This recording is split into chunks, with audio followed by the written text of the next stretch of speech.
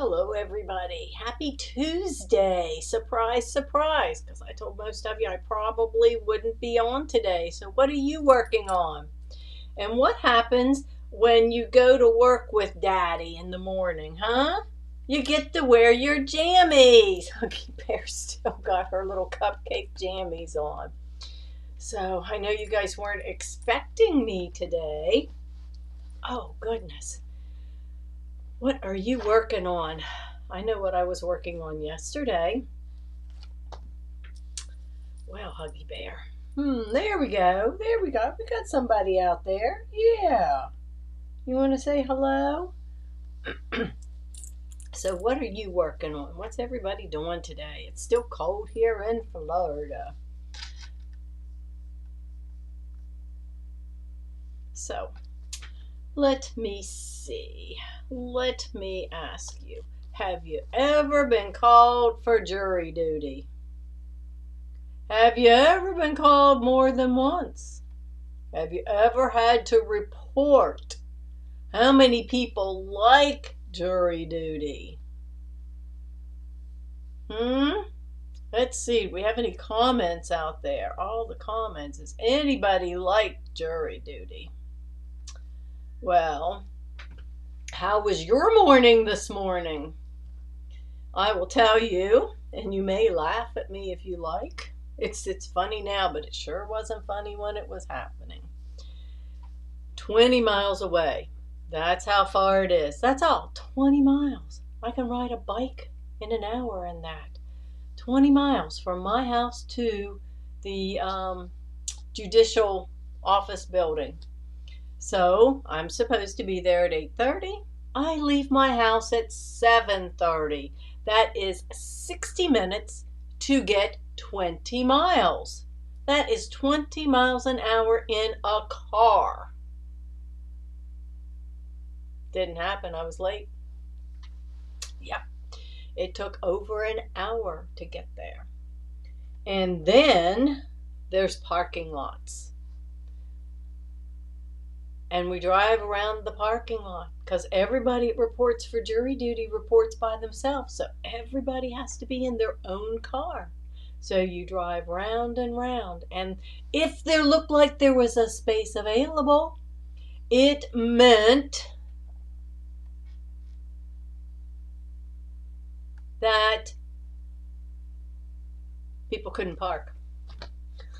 They'd take up and you'd have a little tiny space like this. And I know some people get excited about it and like to do jury duty. But for me, it's like I have too much to do. It takes too many hours out of my day and for nothing. So then I drive around for 30, 35 minutes in various parking lots, the parking garage, a sign that says more parking over here, till I finally find a space. And of course there's construction around. Then you have to walk. So you better have on good walking shoes, because I think if I look, I am probably close to my 10,000 steps. Well, let's see.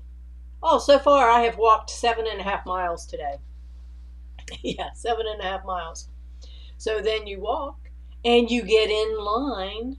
You're already a half hour late. Of course, so is everybody else, because you're all in line to go through security. It's like a line at Disney World, but less organized. So you go through there, and you take your phone and your iPad, because you are allowed to have your iPad and your phone, so you can have your electronic devices and your Bluetooth headphones if you want. You're allowed to have those things. Then you get in another line, really long, down the hall, around the corner, all the way through the snack area, the lunchroom. And you get in line. You got your paperwork filled out, but they can only do like 3 people at a time, and they have to go through all their process. And by the time you get up there, then in the room, the jury room is jam-packed. There's hundreds of people in there. All the seats, everything, wall-to-wall people, and they tell me, okay, get checked in, go in there. And I take one look, and I said, no, I don't think so. I'm not going in there. I'll stand out here in the hall with the other 2 dozen people. So we did that. And that was the morning. Then, of course, they call people and they skip over my number.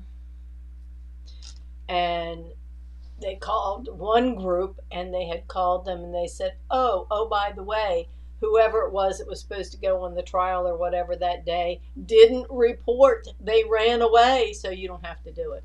That wasn't me either. Then they called the last group. And I'm thinking, okay, I didn't get called this time. I cleaned out my email box. I listened to there was a meeting this morning at 10 with R&K Embellish, so I listened to that. I'll have to go back and listen to it again at their second meeting at 2 today so I can get all the information. And then they called this last group and they said, they're not ready for you yet. They're going to come down. So I'm calling your number. Stay seated. Wasn't my number.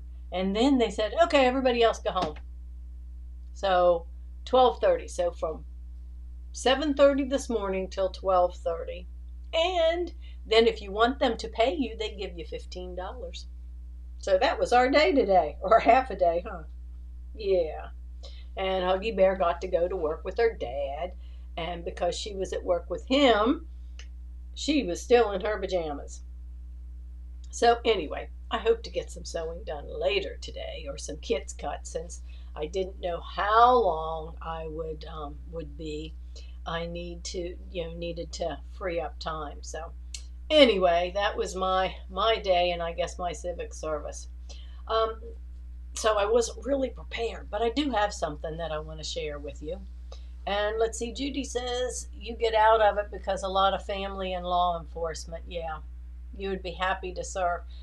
If I didn't have to drive so far, fight the traffic, and take time away from, being a small business owner, there's no one to cover for me. So I have to clear calendars and stuff. So anyway, we don't have to worry about that for a long time, I hope. We did the Let Me Call You Tweetheart pillow yesterday. And I don't know if any of you have the designs from Kimberbell, you're making the designs, or you were in the class. I just wanted to point something out to you. On one of the blocks, you have little fringe flowers. Okay, so you're going to be doing little fringe flowers.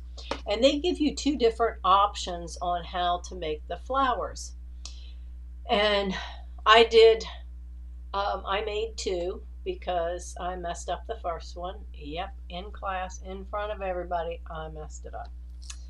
This is where, if you've done a lot of the projects, we tend to think we know what we're doing and we breeze right over the instructions. Yep, I did.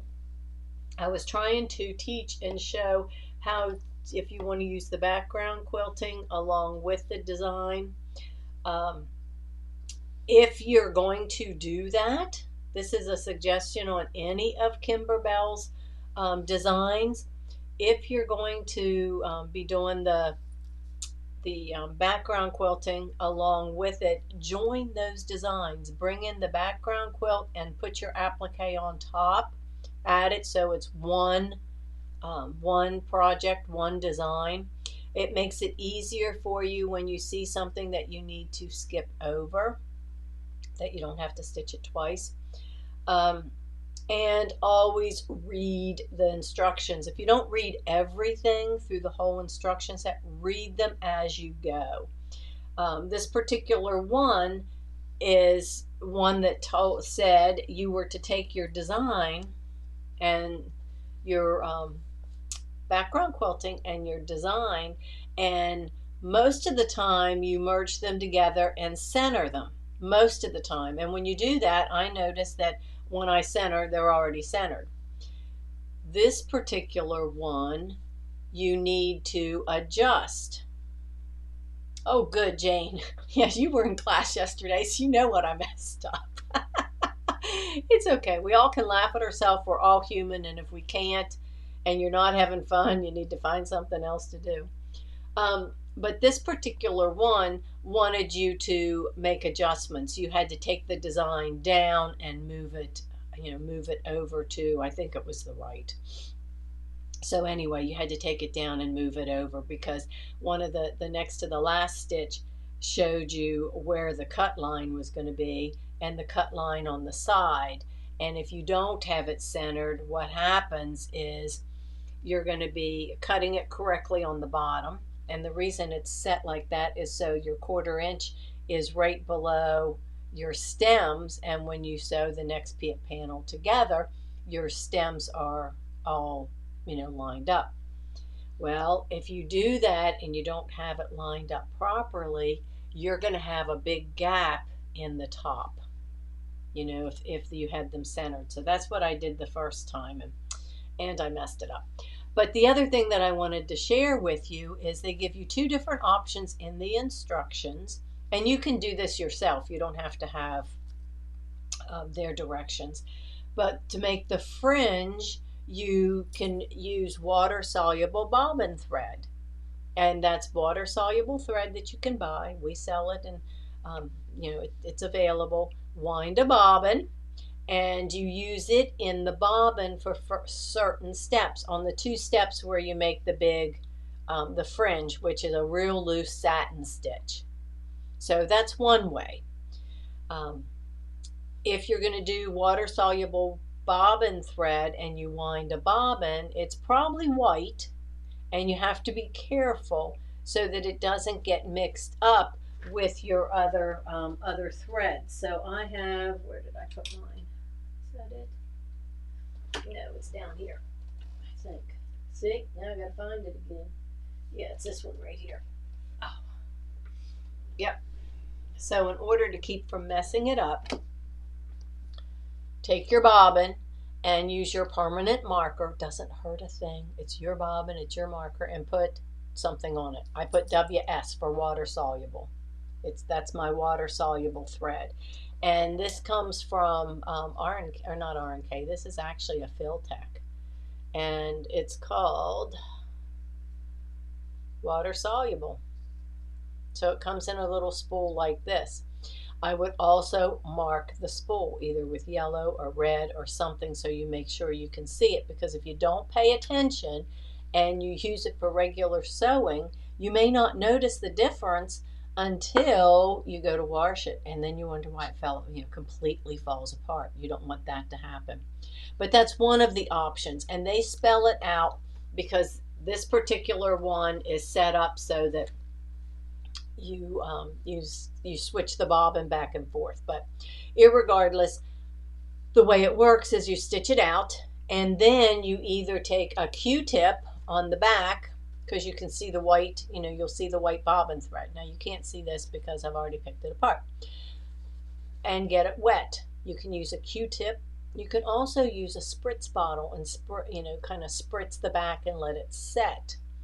Then to get them loose on the front, you start in the middle and tweezers work really well because they don't pull at it. And then you just go around and you just start lifting all the way around. You just lift and then kind of fluff them up. So I did this one, and I noticed for me it took a lot of lifting and picking, and it's still not all the way picked because you can see the center. So I need to get it wet again to dissolve the rest of it and pick the other pieces. So that's one way. Before they started doing that, I've done the method of using a different color thread. Now I left some of this on because I put a black bobbin in so you could really see. I did a black bobbin. So what that does is you put a different color bobbin thread in, and it doesn't have to be black. It just wants to be something different than what the thread on the top is. And I wouldn't recommend white because you already had a bunch of other white in there. So I would use a different color. Then you use your seam ripper and carefully just go in and lift up underneath the threads and nip the threads. Personally, I found that worked easier for me because you can see this one is all fluffed out. I did the same thing once I had nipped through them. Then I started in the middle and just kind of picked at them. And the same thing with the outside, and then you can kind of lift them away like this and see if you have any that you missed, and if you do, you just kind of lift them up. And for me, I found that that worked better. Both are acceptable. Both are good ways to do it. Um, this was a little bit faster for me. So that's why I decided to do it. But either way, you still need to pay attention when you get to those steps, on this one especially, because it would tell you to put water soluble, then a regular one, water soluble and a regular. It was built that way. So that's one of the times I told him yesterday that when you start that, something like that, where you're flipping it back and forth, pay attention, ignore everybody from the outside, no phone calls, no bathroom breaks, no interruptions, because invariably you'll get into the middle of it and somebody's going to ask you a question or, whatever, and it's very easy to mess it up. But anyway, that was the big aha. So it worked out well because I did 2 blocks. I did the same one twice, not the same background fabric because I had to go get another piece. But it allowed me to change up my flower color a little bit. So I changed this and used 4 pinks. This one only has 3 pinks in it. And then I did the brighter pink for the word and the white on top. So, I stitched. So you always just try to turn it into something good. Let me call you Tweet. I think you'll probably need the rest of that, but you might be able to, kind of cut it off a little bit. Maybe like that, yeah, and put flowers on it. Now you've got a little mug rug or a little something because it still has the flowers, the pull flowers. So, it doesn't have to be a total loss, but I take advantage and try to use it as a, as a learning tool. But yeah, I really fumbled that one yesterday. So anyway, the rest of the week is pretty clear because I didn't know what was going to be going on. We will have Mike on tomorrow. And I've got some things I'll be getting up, some kits this week I'll be making, and some new things that are coming that I'm finding out. I know Kimberbell, the pillow, we're doing this, the Let Me Call You Tweetheart. If you missed that and you're thinking, oh, I'd really like to make what's coming next. Well, in March 1st, they're going to release one. It's called Life is Better in Full Bloom. So it's going to have flowers and little bows and some other, different things and embellishments. So that will be another one that we'll put together the fabric and the embellishment kit, and then the designs will come through the website and the link from Kimberbell. So I don't know if they're going to do that every month, every couple months. I don't know. But we do have that. And then we've got that new Celebrate. If you've seen it and seen it up on our website, it's a hip hip hooray. I think that's what it's called. It's one that, and I've got to get the details so everybody can see it, but it's got a section on the middle that you can put your own words. So you can do birthday or congratulations or all kinds of different things because you're going to stitch out all the letters. And the back of the pillow has a zipper in it with a little place that you can put all those letters. So it's something that's going to be kind of reusable, repurposed. So that's a new one. It is a bench pillow. So there's a fabric kit. There's the the designs and everything. If you have, let me see where my book's at. Yep, I do have it right here. Okay, this is the next newest one from Kimberbell that we've talked about. It's called the Oh So Delightful, SEW, Oh So Delightful. We've got it out on our website. And the reason I'm showing you this is it's being shipped. We do the auto ship. So the designs and the embellishment kit will automatically come to us starting Wednesday. Now, we won't have them Wednesday, but that's when they start shipping from Kimberbell for those of us on auto ship. The fabric kits are coming from our fabric vendor, and they'll be here in another week or two. So we're selling those, of course. We've done the pre-order. This is the ones that you guys had were able to do the $10 deposits. If you did the $10 deposit, Mike sent you an email with a coupon on those deposits to use towards paying for these, because now if you're ready, you need to finish committing and pay for them, so we don't run out, so you don't lose your spot. So we're doing that, and when it comes in, you guys will all have it. We're going to sew on these in March and April. Wednesdays in March and April. There's one Wednesday we're not, because we've got that really cool event with R&K. But the rest of the Wednesdays, because there's 8 projects. So we're selling the materials. When you buy those, you'll automatically get put into the class or the sew sessions, whatever you want to call them. But we're going to do a different project each week to help you through, so that you don't say, oh, wow, that's really cool, and buy the box and it goes up on the shelf. Yeah, Jane, just call the shop. Just call the shop, and we'll make sure you get taken care of. But I know everybody that had made deposits was given the coupon. So yeah, if you have any questions, or you're not sure that you did and you ordered or whatever, just call. Mike's there, and he can take care of the order. Take care of it for you. Yeah, Colleen, I'm sorry, but yeah, Wednesdays, that's when. It was but just check and make sure, because when we did it as a pre-ordered order, initially we had commitments, and you just made small deposits that go towards it. So if you're not for sure, just call, because bless his heart, Mike works really, really hard to help you guys and to keep track of everything. But it's becoming overwhelming for him. This is the man that can't remember where he put his keys, okay? And I say that with love.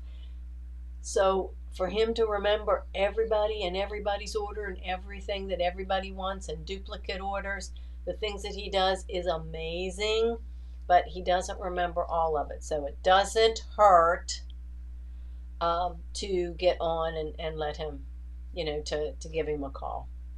If it's during the day, he's at the shop. So he's the one that's in there every day. That works really well for you to call. If it's after hours, he does usually leave the phone there, then emails, because, I check the emails. But if you're emailing me at 9 o'clock at night, you might as well forget it till 5 o'clock in the morning, because that's when lights out is around here. Yeah, and Colleen, yes, I did have jury duty this morning, and I did my civic duty. And if you listen to the beginning part of this, you'll hear the whole. I was thinking, that it was extremely stressful and frustrating. I'm not going to lie to you. But if I could have turned that around and made it into a comedy stand-up comedy routine, it's just stuff that you just can't. Some of it you just can't hardly believe. It's just, if I were a comedian, but I'm not. No, I'm not too funny.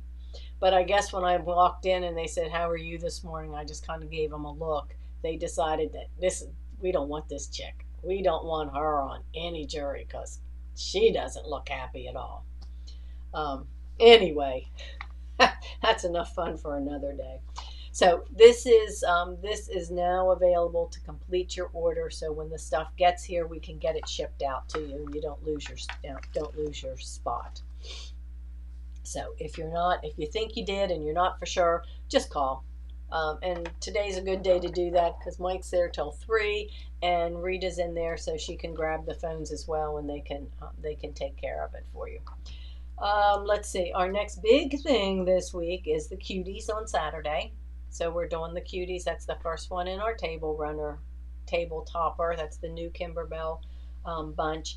And then our Bijou Wonder, that's our block of the month, starting next week.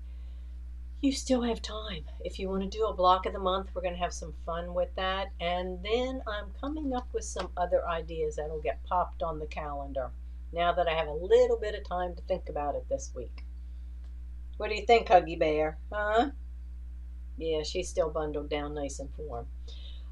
Let's see. So that's all I have, unless you guys have something else. You have a question, a comment, something else. I have ordered a bunch of patterns from the Janine Babbage patterns. So we're going to take a look at those and maybe, you know, add some more table runners throughout the year, or the table topper things. And there's also 4 quarterly ones from R&K, and I like these too. This one I pulled the fabric and wanted to make it as a sample. So this one I'll try to get set up as a sample so we can add that on. It's using that crinkly fabric, you know, that fun stuff we just did. That's what this uses. It uses the So Shrink 3D texture. So that's something fun with that. And I think I showed you guys this the other day. I'm pulling this together, the Happy Hauler. I think this will be a fun project a little bit later too. It is a zipper bag and it uses a panel. So it's a great way to use some of those panels and things that we have. So that's it. It's not as short as I thought it was. We've rambled on a little bit. So Colleen, you caught me on live on your break. I'm just glad to be here. I was finished at right about, I guess, about noon. And boy, you ought to see those people leave when they tell them they can go home. It's like a stampede. Okay, good. Jane got hers. Mike took care of it. And I told him, I said, I'll be home about 12:30. So he had Huggy Bear and he brought her back home. And it took me a whole lot less time to get home, you know, 30 minutes instead of an hour. So it is what it is, right? Okay, you guys go sew something. Tomorrow we'll have Mike with Tech Talk and see what else we can come up with to keep you busy and entertained this weekend. Like I said, next week, I am so looking forward to doing this quilt. I've got the first block done. That's this one, so that I could see how big it is. The blocks are, I think, all 16-inch size. Yeah, 16-inch blocks. And they're cool because they're not just a plain block all the way around. Like this block here has the, right here, has the lines on it. If you can see it, it has lines. So it's kind of offset. So that's going to be fun. And the white background is not just plain white. It's some of what they call the low-cal, which is, you've seen that in I think some of your kits where it's a white background and it's got like little confetti in it that's different colors, or it has little hearts, little cubes. So there's little, not quite a tone on tone, but a step up. So they call it a low-cal. So maybe it's skinny fabric, right? I don't know. So I will see you guys tomorrow at 1 o'clock. Make it a great afternoon.